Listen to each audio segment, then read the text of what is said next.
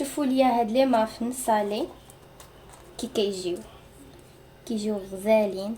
نعاود لكمش الريحه دابا اللي كنشم، غزاله كتشهي وكيجيو بومبي كيف كتشوفوا. تبعوا الفيديو باش تشوفوا طريقه التحضير. اذا في اناء غادي نخلط 2 حبات ديال البيض مع كاس عنبه ديال الحليب ونص كاس ديال الزيت، مليحه وبزار، معلقه صغيره ديال سنيده، شويه ديال الثوم بودر وشويه ديال الزعتره. غادي نخلط مزيان هاد المكونات ومن بعد غادي نزيد عليهم 2 كيسان عنبه ديال الدقيق و ساشي ديال الخميره ديال الحلوى، وتقدروا ديروا الخميره ديال العجين.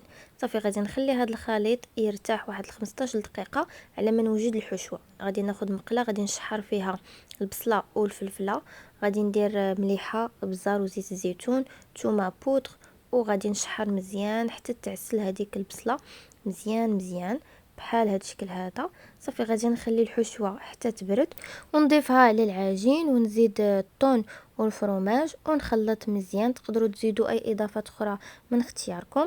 من بعد غادي نديرهم في المول ديال الكب كيك، اولا تقدروا ديروا كيكه وحده تكون كبيره، المهم اللي بغيتو. بالنسبه للفرن خصو يكون مسخن من قبل على 200 درجه، وفاش بغيتو طيبوهم على درجه حراره متوسطه.